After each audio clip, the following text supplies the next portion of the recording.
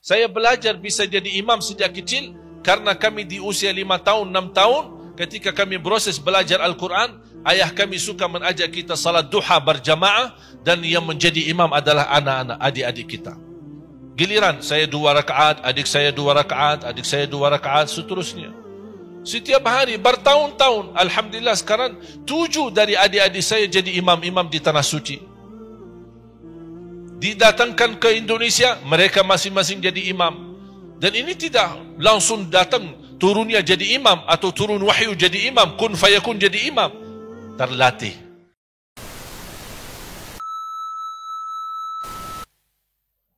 Ma jalasa qaumun fi majlisin.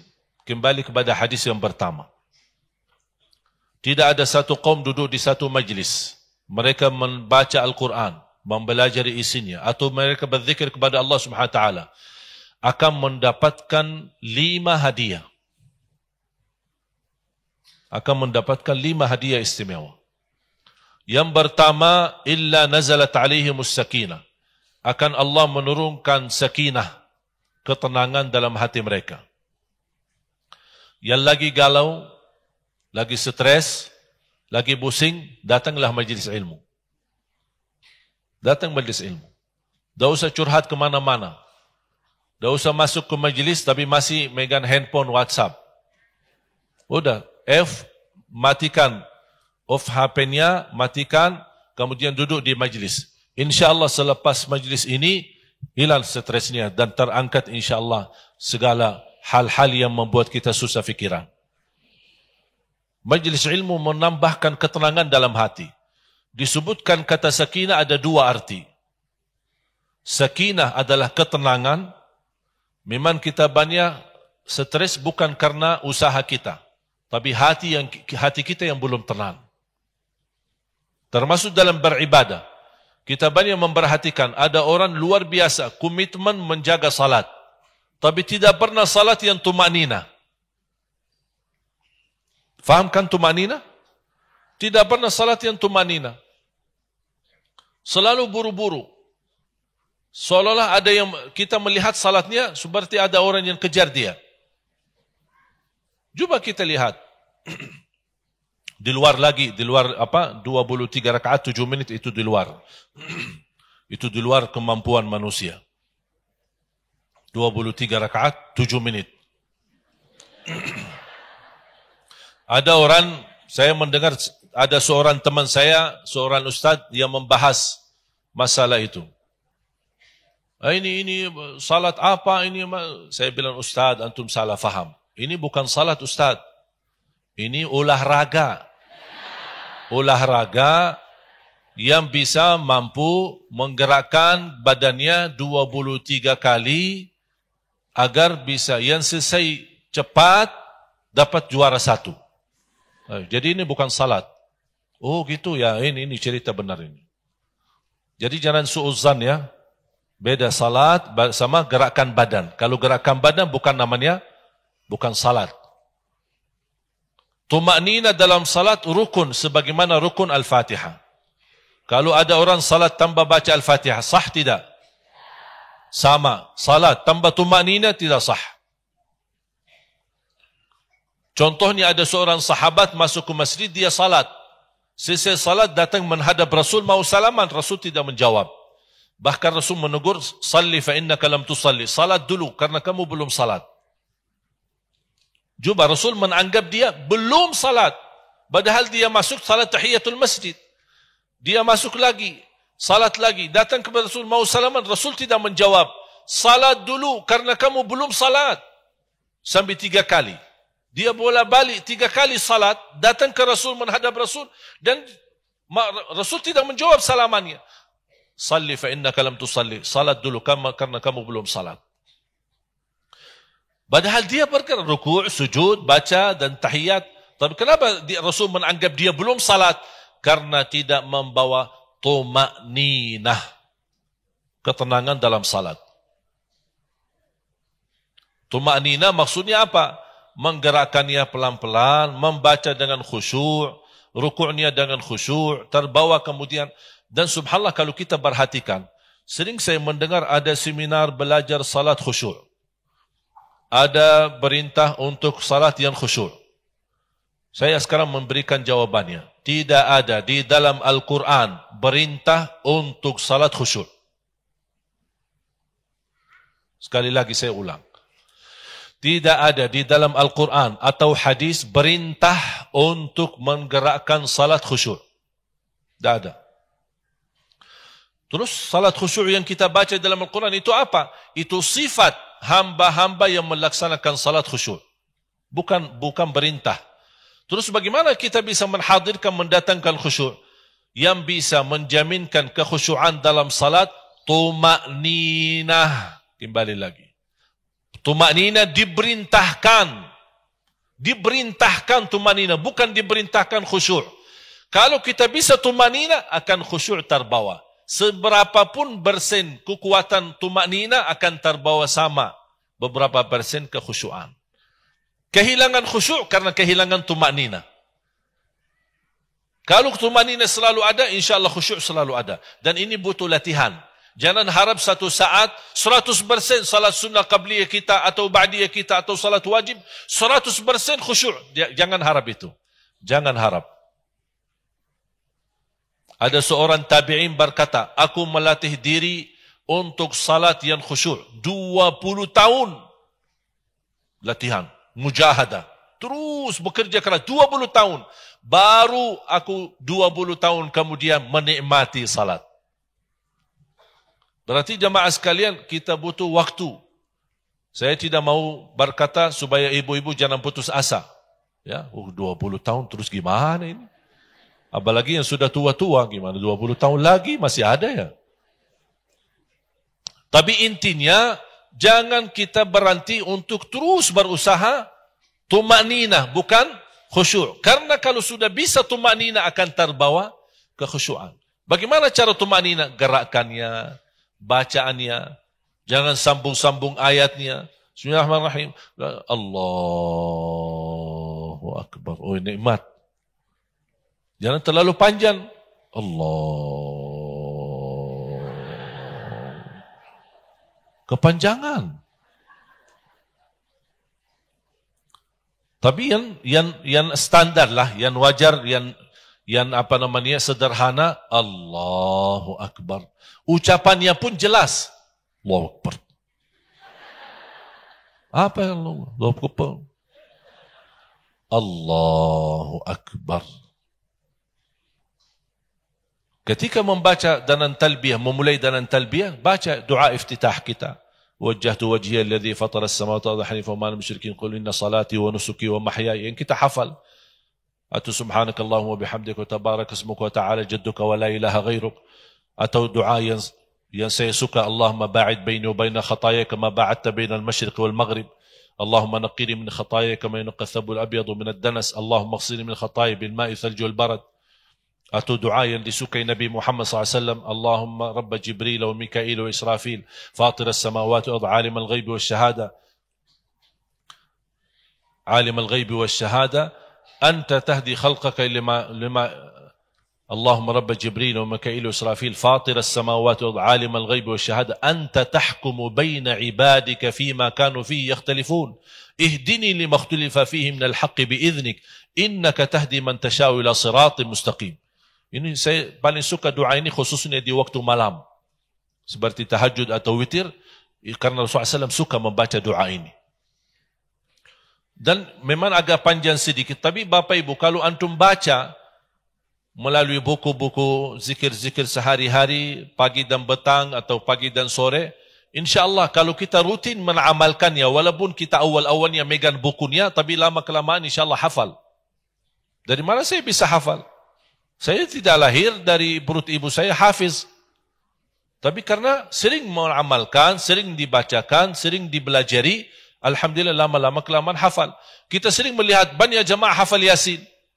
Kenapa kok bisa jamaah hafal Yasin? Walaupun ibu sudah 90 tahun. Saya pernah lihat ada seorang ibu di kampung usia 90 tahun. Tapi hafal Yasin luar biasa. Tanya, pernah enggak belajar? Dia bilang enggak. Cuma ikut Yasinan, lama-kelamaan hafal. Ya 90, berarti sudah 40-50 tahun ikut Yasinan. Kalau sudah 50-40 tahun ikut Yasinan tapi tidak hafal, oh berarti harus periksa otaknya. Karena subhanallah, kebiasaan otak ini, apapun yang sering ulang berkali-kali, pasti hafal. Saya kenal ada jamaah, ketika dia megang menghafal atau membaca suratul Kahfi setiap malam Jumat dan hari Jumat, alhamdulillah dalam 6 bulan sudah hafal. Tapi dia komitmen setiap malam Jumat. Kalau tidak sempat malam harinya, dia di hari Jumat. Dia baca terus. Baca pertama dengan pandangan tilawah. Terus kadang-kadang dia menggunakan yang seperti ini untuk simak, dengar tilawahnya. 6 bulan hafal suratul Kahfi. Dan ini sesuatu kemudahan yang diberikan oleh Allah SWT. Wattikrar yu'allimu syuttar. Ada sebuah kata, mengulangi berkali-kali akan memberikan banyak pelajaran dan mudah untuk menghafalnya. Jadi sakinah, ketenangan. Yang kedua, sakinah adalah tambahan iman. Allah menambahkan iman di atas iman yang sudah ada. Itu sakinah. Huwa alladhi anzala as-sakinata fi qulubil mu'minina liyazdadu imanan ma'a imanihim. Allah menurunkan sakinah di hati mereka orang beriman agar menambah iman di atas iman mereka. Berarti sakinah membawa tambahan iman untuk kita. Itu manfaat majlis ilmu. Jadi yang pertama, hadiah pertama, menghadiri majlis ilmu, majlis zikir apa? Sakinah. Yang kedua, wa ghashiyatuhumur rahmah. Allah menurunkan rahmat. Adem kalau kita duduk di majlis ilmu. Terasa hatinya nikmat. Bahkan terasa lebih rileks. Tidak tenang, santai. Itu apa? Perasaan itu rahmat turun. Rahmat dari Allah. Jamaah sekalian, sungguh kita sangat membutuhkan rahmat Allah di setiap waktu, setiap saat. Beribadah, menjalani tugas, mencari nafkah rezeki. Kita dalam rumah tangga, kita mengurusi anak, menurusi diri sendiri. Ini sangat membutuhkan rahmat dari Allah SWT. Kalau bukan rahmat dari Allah, kita tidak bisa apa-apa. Bahkan salah satu yang menjaminkan rahmat adalah kita rutin menghadiri majlis ilmu, majlis zikir. Dan majlis ilmu, Bapak Ibu, jamaah sekalian, bukan hanya harus di masjid seperti ini. Anda bisa masing-masing bikin majlis ilmu di rumah. Tidak harus membuat, maaf saya kan orang kemampuannya terbatas. Kalau saya bikin majlis ilmu di rumah, nanti gimana saya layani jamaah? Dah usah undang jamaah. Majlis ilmu, bapa, ibu, anak sama. Sudah cukup. 3 orang, 4 orang sudah cukup. Suami, istri, 2 anak duduk bersama-sama. Bapa buka Al-Quran, baca 1 ayat. Ibu bacaan terjemahannya. Sallallahu barak, sudah selesai. Wassalamualaikum warahmatullahi wabarakatuh. Wabillahi taufiq wal hidayah. Bobar. Itu majlis ilmu namanya. Majlis ilmu. Apalagi kalau kita duduk dengan niat betul-betul ingin mendapatkan ilmu yang bermanfaat. Besok ganti tugas. Ibu besok yang bacain hadisnya. Boleh 1 hari 1 ayat, besoknya 1 hari 1 hadis. Ibu yang baca, besok tugasin anak. Dari situlah anak-anak boleh bisa belajar agama dan bisa berani mempelajari dan menggali sendiri ketika kita memberikan kesempatan. Jangan kita hanya aja yang jadi imam. Saya belajar bisa jadi imam sejak kecil karena kami di usia 5 tahun, 6 tahun, ketika kami proses belajar Al-Quran, ayah kami suka mengajak kita salat duha berjamaah dan yang menjadi imam adalah anak-anak, adik-adik kita. Giliran saya 2 rakaat, adik saya 2 rakaat, adik saya 2 rakaat, seterusnya. Setiap hari, bertahun-tahun, alhamdulillah sekarang 7 dari adik-adik saya jadi imam-imam di Tanah Suci. Didatangkan ke Indonesia, mereka masing-masing jadi imam. Dan ini tidak langsung datang turunnya jadi imam atau turun wahyu jadi imam, kun fayakun jadi imam. Terlatih sambil menjadi biasa, menjadi berani. Bahkan kami disediain mic, ada speaker. Ini pas di masjid, karena kami punya masjid di Madinah. Ketika jamaah mulai bobar, sudah kami kunci masjid. Kami hidupin speaker, tapi suara dalam, tidak ada suara keluar. Jangan sampai ini ada salat baru ini, nanti orang jamaah dengar. Pas kita tutup masjid, hidupin speaker di luar, dalam, kemudian saya jadi imam. Bisa merasakan, Masya Allah, ada suara, ada miknya, ada ini. Kadang-kadang ayah saya sengaja memberikan jubbah. Ditambah surban, ditambah jubbah. Ini benar-benar sudes kecil. Ini semua sesuatu, usaha. Tidak akan datang kun fayakun menjadi semua jadi. Tidak bisa. Allah melihat ada usaha ikhtiar kita, baru Allah akan membukakan jalan dan kemudahan agar bisa mendapatkan anak dan keturunan yang saleh-saleh. Ayah ibu saya bukan penghafal Quran. Ayah ibu saya bukan ulama. Ayah ibu saya bukan kiai. Ayah ibu saya tidak pernah belajar sekolah. Ayah saya belajar sekolah sampai kelas 3 SD. Ibu saya sama sekali tidak pernah sekolah. Sampai usia 40 tahun masih buta huruf, tidak bisa baca Quran. Coba lihat, orang Arab aja dah bisa baca Quran, gimana orang Indonesia? Tapi coba bayangkan, dari ayah ibu, alhamdulillah melahirkan 12 anak, 9 laki 3 perempuan. 10 di antara mereka, alhamdulillah, karunia dari Allah, penghafal Al-Quran 30 juz. Itu dari mana?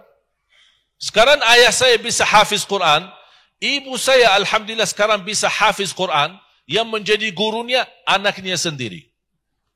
Sekarang kemarin ibu saya mendapatkan juara karena dia ikut sekalian belajar di salah satu sekolah ibu-ibu yang buta huruf. Disediakan satu sekolah khusus oleh pemerintah. Ibu saya pertama ikut belajar di rumah sama kita, di pagi hari belajar karena kita pagi hari kan sekolah. Dia pagi hari ke situ ke sekolah mulai belajar baca. Tak bisa sama sekali.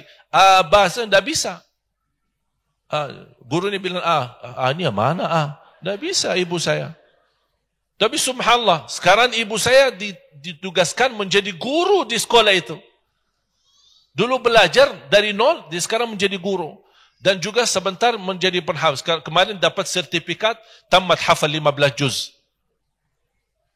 Sudah usia sekarang hampir mau 50 tahun. Tak ada sesuatu yang mustahil. Semua bisa dan berhasil kalau ada keinginan dan kemauan. Ini salah satu keberkah usaha. Bapak Ibu, kewajiban kita usaha ikhtiar. Berhasil, tidak berhasil, jangan difikirkan. Yang penting anda berusaha. Jangan anda berkata, aku sudah berusaha, aku tidak berhasil. Sudah putus asa. Tidak boleh. Jangan menunggu hasilnya. Tapi anda tunjukkan ikhtiar dan usahanya. Dan ini salah satu yang membantu kita selalu mendapatkan rahmat majlis ilmu. Termasuk kita di rumah. Bikin majlis ilmu. Bawain pembantu, ada supir kita, ayo duduk sama-sama. Ikut duduk bareng. Saya dapat hari ini amalan. Saya dapat hari ini hadiah dari habis majlis ilmu. Sebarkan. Anda bisa jadi belajar ilmu dan juga mendakwa orang lain. Walaupun anda dakwain cuma satu amalan. Itulah ilmu yang saya dapat. Saya tidak bisa banyak. Berarti kita terus bisa menyebarkan kebaikan kepada orang lain. Terutama keluarga kita. Yang tidak bisa kumpulkan dengan keluarga, alhamdulillah. Sekarang aja kita duduk bersama keluarga, tapi masing-masing punya handphone. Ayah ada di sampingnya, ibunya di depan TV-nya, anak masing-masing di kamar atau di ruang depan, tapi masing-masing punya handphone. Megang handphone, sibuk. Tidak tabah muka. Kapan ditabah muka? Pas bangun tidur. Seharian, udah. Kesempatan karena anak kita terlalu banyak megang handphone, sharelah amalan-amalan yang bermanfaat agar mereka bisa baca. Begitu kita share dan kirimkan, kita tanya, sudah amalkan belum nak? Ingatkan. Hadiah yang ketiga di majlis ilmu, wahaffathumul malaika. Allah hadirkan malaika di majlis kita. Saya berani bersumpah, ada malaika hadir di majlis kita walaupun saya tidak melihat.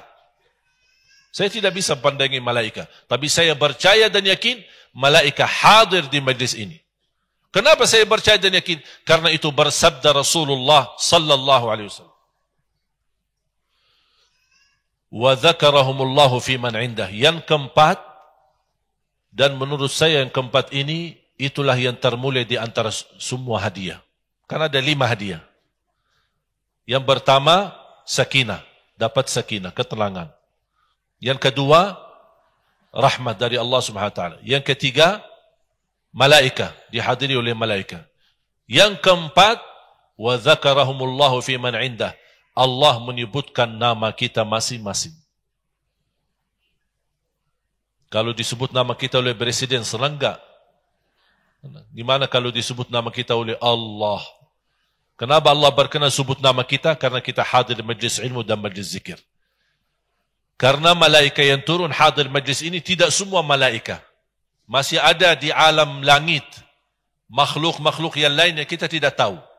Ada malaikat, ada para nabi, ada para syuhada, ada ulama, ada aulia, kita tidak tahu. Bagaimana bentuk hidup mereka, bagaimana kehidupan mereka, kita tidak tahu. Tapi yang kita yakini ada. Kalau kita hitungkan malaikat saja, miliaran malaikat ada di alam langit. Sampai ketika Rasulullah SAW waktu Isra Mi'raj, kata Rasulullah, ketika saya jalan di atas langit pertama sampai ke-7, saya tidak berani melangkah, harus pelan-pelan dan berhati-hati. Karena setiap langkah satu kaki, ada malaikat kanan kiri saya yang sujud, ada malaikat yang ruku', ada yang malaikat yang istighfar, ada malaikat yang tasbih. Cuba bayangkan, setiap satu langkah kaki ada malaikat, kata Rasulullah SAW. Belum lagi yang di Baitul Ma'mur. Kata Rasulullah SAW, sekali tawaf ada 70,000 malaikat yang tawaf. Dan malaikat yang lain menunggu gilirannya. Ketika selesai mereka 70,000 tawaf, malaikat yang baru datang 70,000. Kata malaikat Jibril kepada Nabi Muhammad, yang sudah kesempatan tawaf satu kali, untuk menunggu gilirannya, sampai hari kiamat tidak sempat. Saking banyak malaikat yang tawaf. Satu kali tawaf 70,000 malaikat. Berarti miliaran, bahkan bisa triliunan, kita tidak tahu berapa jumlah malaikatnya. Makanya ada di alam langit makhluk-makhluk Allah yang tidak diizinkan oleh Allah mereka turun. Memang ada malaikat yang ditugaskan turun ke bumi. Seperti ada malaikat yang menghadiri majlis. Sebagaimana malaikat ketika mendengar ada majlis zikir, majlis ilmu, menajak yang lain. Halummu ila hajatikum, halummu ila bughiyatikum. Ini malaikat saling menajak. Nanti saya akhiri dengan satu hadis yang indah, yang cukup panjang, tapi saya akan singkatkan betapa malaikat haus untuk menghadiri dan mencari majlis ilmu dan majlis zikir. Padahal malaikat sudah suci, malaikat sudah mulia di sisi Allah, tapi begitu rasa hausnya mereka untuk menghadiri majlis ilmu dan majlis zikir. Makanya malaikat yang tidak hadir, makhluk yang tidak berkesempatan duduk di majlis kita, Allah subhanahu wa ta'ala menyebut nama kita. Ada jamaah, bapa fulan, ibu fulana, menghadiri majlis ilmu dan majlis zikir. Mereka ingin mengingat kepadaku, ingin belajar tentangku, ingin mendekatkan diri mereka kepadaku. Allah sebutkan nama-nama kita. Betapa mulianya kita jamaah sekalian. Sebab kita masih banyak dosa, masih banyak kotor, masih banyak jauh dari Allah Subhanahu wa taala, tapi karena berkat majlis ilmu dan majlis zikir, Allah masih berkenan menyebutkan nama kita. Bahkan Rasulullah SAW bersabda di hadis yang sahih, duduk 1 jam la an ajlisa sa'atan fi majlis ilmin khairul liya min an a'takifa fi masjidi hadha syahra. Lebih baik duduk sesaat. Disebutkan dalam hadis sa'atun. Sa'atun bisa dikatakan 1 jam atau sesaat. Saya duduk di majlis sesaat atau 1 jam untuk mendapat ilmu bermanfaat, kata Rasulullah SAW, itu lebih baik daripada i'tikaf di masjidku 1 bulan. Cuba bayangkan. Ini bersabda Rasulullah SAW. Saking begitu mulianya, ini Rasul sendiri menyebutkan, aku memilih lebih baik aku duduk di majlis ilmu, majlis zikir sesaat atau 1 jam, jauh lebih mulia daripada i'tikaf di masjidku, kata Rasulullah SAW, selama 1 bulan. Berarti majlis ilmu lebih mulia daripada i'tikaf sendiri. Bukan i'tikaf di Masjid Trans, tapi i'tikaf di Masjid Nabawi. Juga Rasul sampai sebutkan, masjidku itu lebih baik di majlis ilmu daripada i'tikaf di masjidku. Sallallahu alaihi wasallam. Betapa mulianya kita belajar. Apalagi kita beribadah, semakin ada dasarnya dan ilmunya, semakin mulia ibadah kita. Beda sama orang yang beribadah tapi tidak ada dasar dan tidak ada petunjuknya dan tidak ada dasarnya untuk kita mendekatkan diri kepada Allah Subhanahu wa taala. Wa dzakarahumullahu fi man 'inda. Allah menyebutkan nama kita masing-masing kepada malaikat yang tidak berkesempatan turun ke bumi. Berarti semakin lama akan dikenal oleh malaikat. Semakin rutin hadir majlis ilmu dikenal oleh malaikat. Oh, ibu fulana, Masya Allah, rutin majlis ilmu, rutin majlis zikir. Yang terakhir, diriwayatkan Imam Ahmad dalam musnadnya, selepas majlis ilmu ini menjadi hadiah yang kelima yang saya akan sebutkan dalam hadis yang panjang. Inna lillahi malaikatun sayyaratun aw sayyaha yabhathuna an hilaqidh ilmi wa hilaqidh dhikr. Allah memiliki malaikat yang keliling, jalan-jalan. Ada malaikat tugasnya jalan-jalan. Tapi bukan jalan-jalan ke Trans Studio atau ke mall. Terus jalan-jalan ke mana? Jalan-jalan ke majlis ilmu, majlis zikir. Inna lillahi malaikatun sayyaratun aw sayyaha. Disebutkan mereka adalah suka berjalan-jalan untuk mencari ilmu, majlis ilmu dan majlis zikir. Kalau mereka menemukan satu majlis, mereka mengajak yang lain. Halummu ila hajatikum. Inilah kebutuhan kalian. Inilah yang kalian cari. Inilah kalian yang inginkan. Ayo sini. Sampai Rasulullah SAW bersabda, "Idza marratum biriyadil jannati farta'u."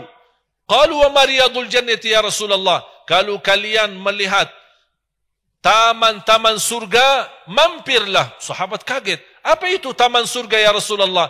Taman surga adalah majlis ilmu dan majlis zikir. Berarti selama kita duduk di majlis ilmu dan majlis zikir, seolah-olah kita duduk di dalam taman surga Allah Subhanahu wa taala. Halummu ila hajatikum. Ayo, malaikat menajak. Mari, inilah kebutuhan kami. Inilah yang kami inginkan. Menghadiri majlis ilmu. Begitu mereka selesai tugas, mereka naik. Dan saya mengajak Bapak Ibu dan saya akhiri cerita yang terindah. Dialog antara Allah dan malaikatnya. Malaikat yang tugasnya keliling, jalan-jalan di bumi, mencari majlis ilmu, majlis zikir, mereka kembali ke bumi, ke langit. Allah bertanya dari mana mereka dan Allah lebih tahu dari mana. Tapi kenapa di sini bisa diterangkan cerita supaya menjadi pelajaran buat kita. Allah tanya sama malaikatnya dan Allah mengetahui segala sesuatu yang dilakukan oleh malaikat. Dari mana kalian? Malaikat menjawab, kami dari bumi. Apa yang kalian lakukan? Kami mencari majlis ilmu dan majlis zikir. Dan kami menemukan satu majlis dan kami duduk di situ. Allah tanya, apa yang dilakukan oleh hamba-hambaku di majlis ini?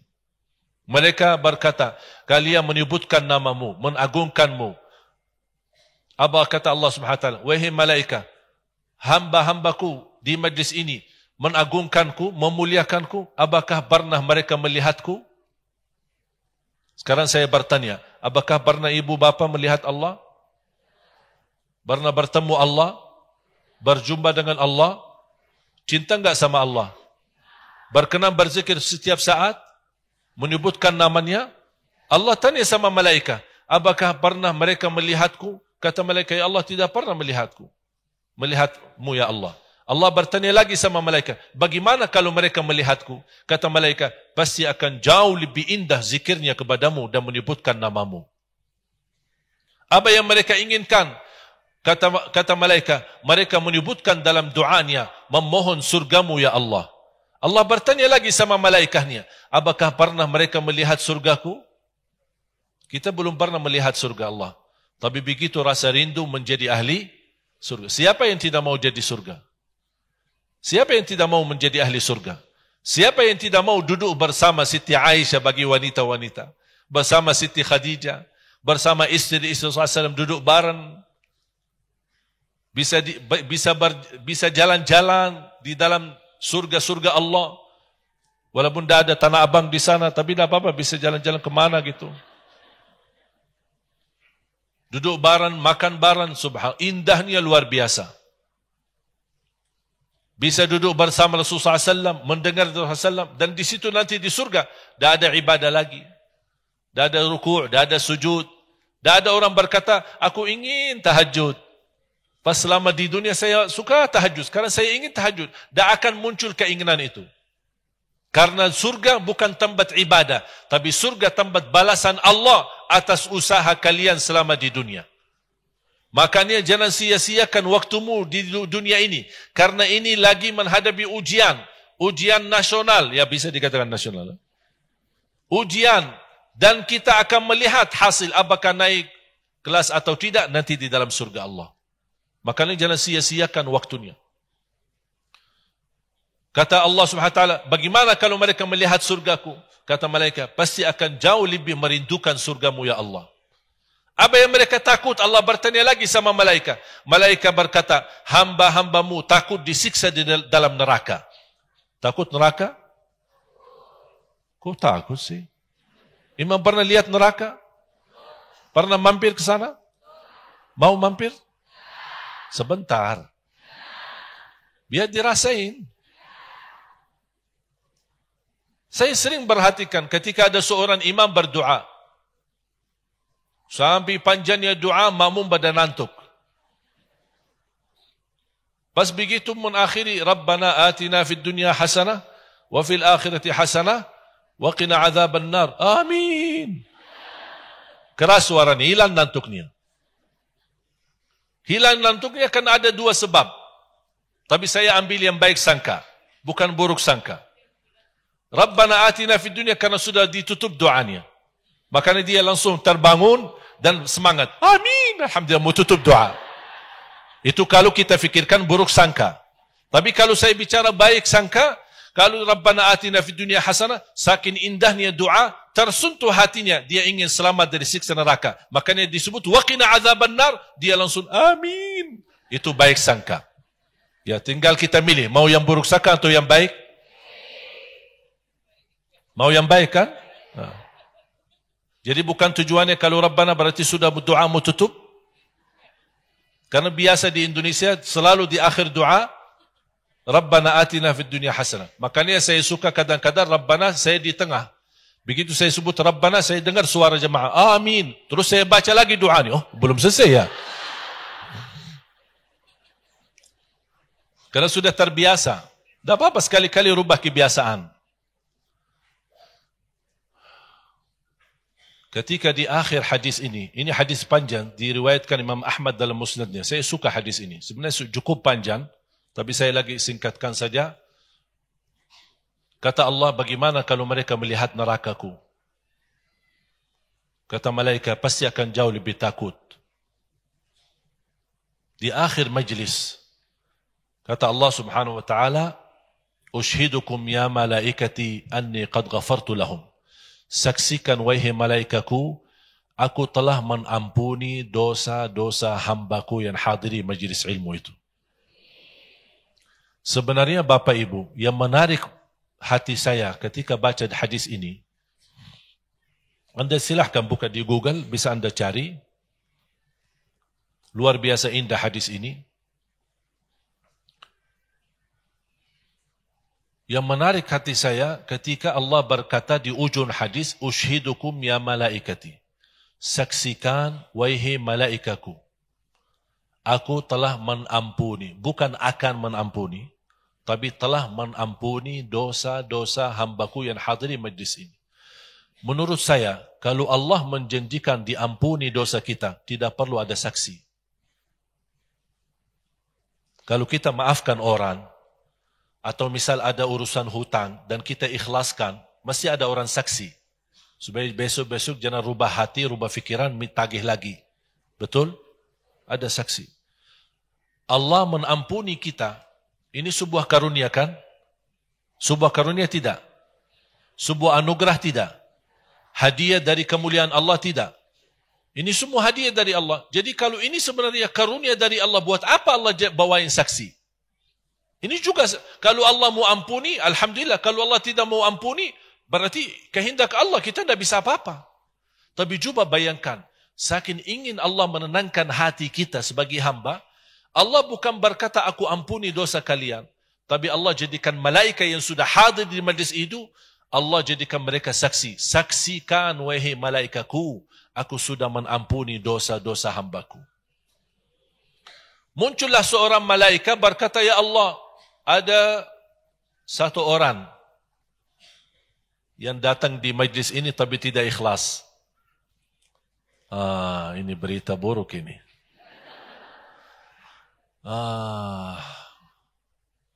Kok malaikat bisa tahu sih? Ikhlas itu kan isinya di mana? Di hati, bukan di hati, bukan di gantung, dompet. Apa? Di hati. Ikhlas isinya di hati. Tapi kok bisa malaikat tahu? Bapak Ibu, yakini yang hanya tahu isi hati kita hanya Allah, bukan malaikat. Tapi kenapa malaikat berkata, ya Allah, ini ada satu orang, nampaknya dia hadir majlis itu tidak ikhlas. Allah langsung bertanya sama malaikat, dari mana tahu dia tidak ikhlas? Dia memberikan tanda-tanda. Ini orang datang, ya Allah, ada hajat. Dia janji sama seorang ibu, atau janji sama seorang jamaah, ketemu di depan Masjid Trans. Ternyata ibu tunggu kedatangan tamunya yang sudah janjian. Ternyata tamunya telat. Mulai majlis ilmu, ibu yang sedang menunggu, dia tidak berkenan tunggu lama. Dia mau ikut majlis ilmu. Datanglah orang yang sudah janjian, cari ibu. Ibu di mana? Ibu di mana? Kok saya janjian? Oh maaf, saya sudah di dalam majlis. Akhirnya ibu itu ikutlah. Ya udahlah, saya ikut sekalian. Biar nanti habis majlis kita bertemu. Berarti tujuan utama dia datang untuk majlis atau untuk janjian? Ada yang janjian hari ini? Ketemu di studio atau apa? Trans studio? Atau mau kemana? Janjian ketemu saya. Tapi coba bayangkan.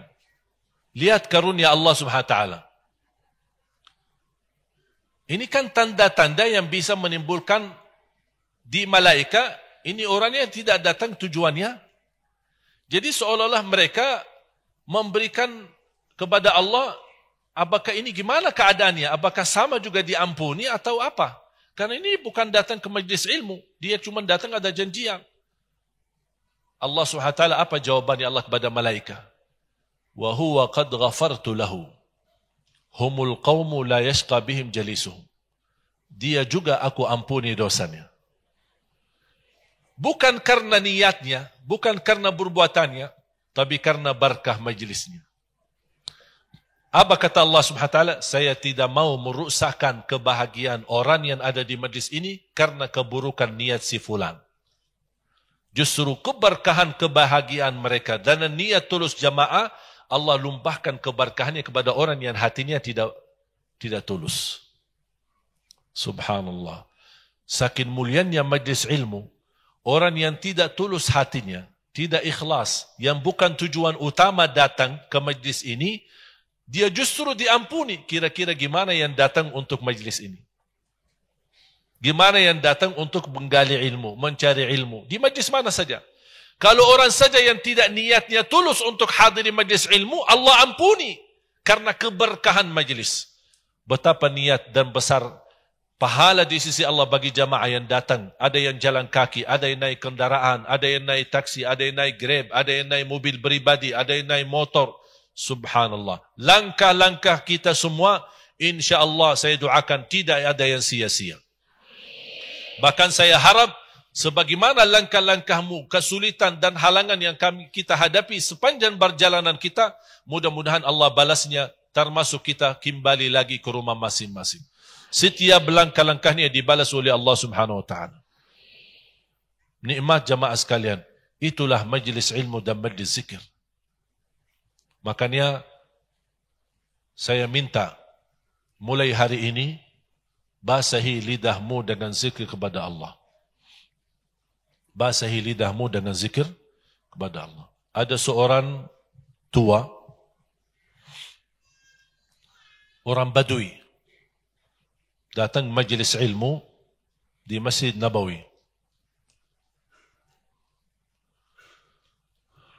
Mendengar seorang ulama menyampaikan sebuah hadis.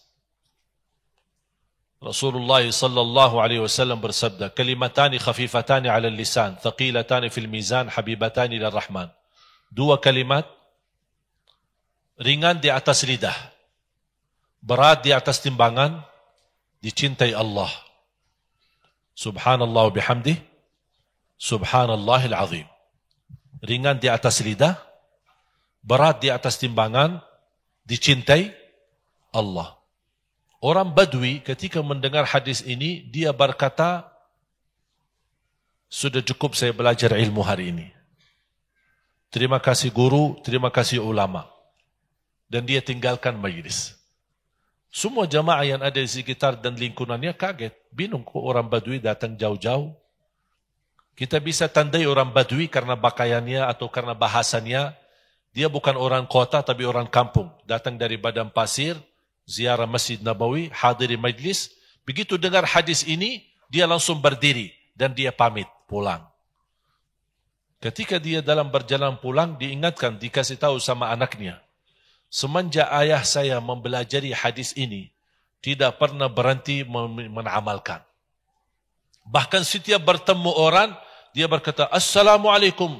2 kalimat, ringan di atas lidah, berat di atas timbangan, dicintai Allah. Subhanallah bihamdih, Subhanallahil azim. Sampai ke rumah, bertemu istrinya dan keluarganya. 2 kalimat, istrinya 4 ya. 2 kalimat. Orang Badui biasa istrinya 4. Kalau saya orang kota, bukan orang Badui ya. Jadi sayang sekali ya. Dua kalimat, ringan di atas lidah, berat di atas timbangan, dicintai Allah, Subhanallah bihamdi, Subhanallahil azim. Bertemu dengan anaknya. 2 kalimat, ringan di atas lidah, berat di atas timbangan. Artinya berat, saking besar pahalanya. Dan dicintai Allah, Subhanallah bihamdi, Subhanallahil azim. Setiap hari begitu. Setiap hari begitu. Sekian lama sampai kedatangan sakratul maut. Saat dia sakit, menghadapi sakratul maut. Dia kumpulkan keluarganya, istri-istrinya. 4 ya, istri-istrinya. Dia kumpulkan istrinya, kumpulkan anaknya, dan dia berkata sama keluarganya, 2 kalimat, mohon dijaga. Ringan di atas lidah, berat di atas timbangan. Dicintai Allah, Subhanallah wa bihamdih, Subhanallahil azim, langsung meninggal dunia. Ini husnul khatimah yang dahsyat. Bapak Ibu, kalau berharap husnul khatimah, mulai hari ini, jangan lepaskan zikir dari lidahmu. Terus berzikir. Salawat boleh, subhanallah boleh, alhamdulillah, la ilaha illallah, wallahu akbar, wala hawla wala quwata illa billah. Dan banyak amalan-amalan yang lainnya. Mudah-mudahan insyaAllah dengan apa yang saya sampaikan bisa menjadi pelajaran buat jamaah sekalian. Makanya kalau berkenan, nanti ada tim kami di belakang. Kami ada program bisa belajar Islam sedari awal. Apa inti daripada program ini? Mengajak jamaah untuk bergabung dengan keluarga besar bisa, agar bisa anda belajari kisah-kisah Nabi Muhammad sekaligus belajar amalan sehari-hari. Dan saya usulkan, kalau Bapak Ibu sudah pulang, kalau bisa anda beli 1 buku sangat bagus. InsyaAllah ada di toko-toko buku, karya Imam Ibnul Qayyim. Dan sudah saya menemukan terjemahan bahasa Indonesia. Menurut saya buku ini yang terbagus untuk mempelajari, menyampaikan sehari-hari Nabi Muhammad. Saya baca banyak buku, ini yang paling bagus. Bahasanya sederhana, amalannya hadis-hadis yang sahih, dan juga luar biasa indahnya. Nama judul bukunya Zadul Ma'ad. Zadul Ma'ad. Anda bisa download juga di internet. Kalau tidak mampu beli, karena dia kalau tidak salah 2 jilid besar, cukup besar. Tapi luar biasa, seindah-indah buku yang saya baca, menjelaskan sehari-hari Nabi Muhammad. Karya Al-Imam Ibnul Qayyim. Ibnul Qayyim. Dan buku-buku beliau semuanya sebenarnya sangat bagus, sangat indah bahasa beliau. Di antaranya buku Zadul Ma'ad. Ma'ad, D, terakhir D. Zadul Ma'ad. Kata guru saya, fantas dan layak setiap orang Muslim memiliki buku ini dan disimpan di sebelah tidurnya, tempat tidur. Supaya sebelum tidur dia baca 1 halaman. Agar mampu dia bisa mengenal Rasulullah SAW lebih baik. Mari kita sama-sama berdoa. Mudah-mudahan insyaAllah majlis kita ini mendapatkan berkah di sisi Allah SWT.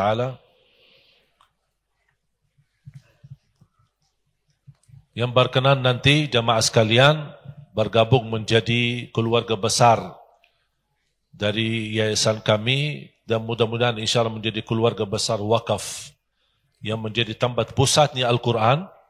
InsyaAllah saya berniat untuk menjadi pusat yang terbaik bukan hanya untuk Indonesia tapi insyaAllah untuk membawa cahaya Al-Quran untuk seluruh dunia. Saya percaya dan yakini masa depan Indonesia insyaAllah akan semakin baik dan mudah-mudahan kita bersama-sama beramal, berinfak agar kita mampu menjadikan negeri kita Indonesia menjadi negara Al-Quran. Amin ya Rabbal Alamin. Bismillahirrahmanirrahim. Alhamdulillahi Rabbil Alamin. Hamda syakirina hamdan kathiran tayyiban mubarakan fih mubarakan alaih kama yuhibbu Rabbuna wa yarda. Allahumma salli ala Sayyidina Muhammad wa ala ali Sayyidina Muhammad. Allahumma ya Allah, ihdina fi man hadait. Berilah kepada kami petunjuk kepada jalan yang lurus. Ihdina as-siratal mustaqim. Ya Allah, banyak nikmat yang kami terima. Kami belum mampu mensyukurinya. Kami menerima nikmat Islam tanpa kami minta. Ya Allah, kami mohon ridhamu dan surgamu yang selalu kami minta. Ya Arhamar Rahimin, rahmatilah kami. Rahmatilah kami dalam kehidupan kami. Rahmatilah kami dalam rumah tangga kami. Rahmatilah kami saat kami memimpin anak kami. Rahmatilah kami saat kami lagi jalan menuju dan mencari ridhamu. Ya Allah, rahmatilah kami di setiap waktu dan setiap saat. Ya Allah, ya Arhamar Rahimin, aku mohon berilah kepada kami kemudahan dalam segala urusan. Anugerahlah kepada kami taufikmu agar kami mampu menjadi hamba-hambamu yang salih-salihah. Anugerahi kepada kami dan keluarga kami menjadi keluarga Al-Quran, penghafal Al-Quran, yang mengamalkan isi Al-Quran, yang berakhlak-akhlakul Quran. Dan kumpulkanlah kami di hari kiamat bersama Ahlul Quran dan menerima syafaatnya Al-Quran. Allahumma ya Allah, berilah kepada kami keberkahan rizki yang bisa membawa kami ke tanah suci haji dan umrah dan ziarah Nabi Muhammad sallallahu alaihi wasallam. Atas izinmu ya Allah, kami sama-sama berkumpul di masjid ini, menghadiri majlis ilmu ini, yang mudah-mudahan majlis ini menjadi saksi baik bagi kami di hadapanmu hari kiamat. Ya Allah, atas izinmu dan takdirmu kami berkumpul bersama-sama. Ya Allah, berilah kepada kami kemuliaan, sama-sama bertemu kembali di dalam surgamu ya Allah.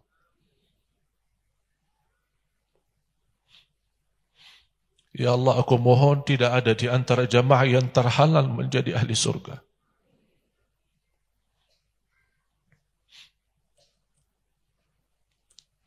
Ya Allah, aku mohon tidak ada di antara jamaah yang tertulis namanya tidak boleh bertemu Nabi Muhammad di hari kiamat.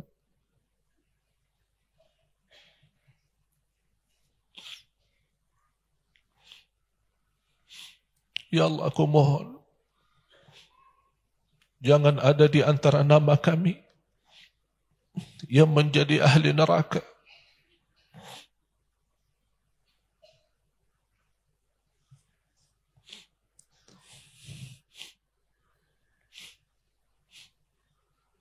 Kami akui banyak kesalahan kami, banyak dosa kami, banyak kelemahan kami, kebodohan kami terhadap agama-Mu ya Allah.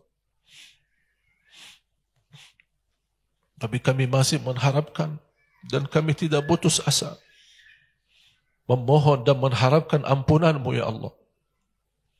Oleh karena itu ya Allah, dengan asma'ul husna-Mu, dengan nama agung-Mu, aku mohon untuk semua jamaah yang hadir, selepas majlis ini masing-masing pulang sudah diampuni segala dosanya.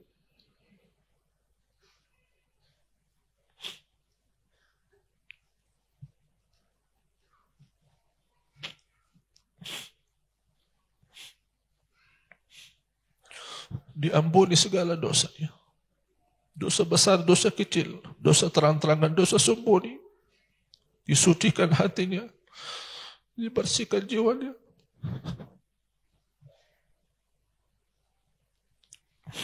diselamatkan setiap langkah-langkahnya. Aku mohon ya Allah untuk semua jemaah yang hadir, selepas majlis ini tertulis nama kami, hamba-hamba yang mendapatkan ridha-Mu ya Allah. Karena kami yakini saat kami mendapatkan ridha-Mu, kami pasti bahagia selamat dunia akhirat. Berilah kepada negeri kami pemimpin yang taqwa, pemimpin yang adil, pemimpin yang amanah, pemimpin yang jujur, pemimpin yang ikhlas untuk agama-Mu dan ikhlas melayani rakyat-Ni adzal jalal wal ikram. Ampuni kedua orang tua kami, sayangilah mereka ya Allah. Kami tidak mampu membalas kebaikan mereka. Kami serahkan kepada-Mu ya Allah, jadikan orang tua kami mulia di sisi-Mu dunia akhirat. Ampuni saudara kami muslimin, muslimat, mukminin, mukminat yang hidup maupun yang telah wafat. Ya Allah, anugerahkan kepada kami taufik-Mu untuk kami mampu istiqamah Islam iman sampai akhir hayat. Akhiri hayat kami dengan husnul khatimah. Husnul khatimah. Husnul khatimah. Rabbana taqabbal minna innaka antas sami'ul alim. وتب علينا إنك أنت التواب الرحيم. ربنا آتنا في الدنيا حسنة وفي الآخرة حسنة وقنا عذاب النار. وصلى الله على سيدنا ونبينا محمد وعلى آله وصحبه وبارك وسلم والحمد لله رب العالمين. آخر الكلام سبحانك اللهم وبحمدك أشهد أن لا إله إلا أنت أستغفرك وأتوب إليك. والسلام عليكم ورحمة الله وبركاته.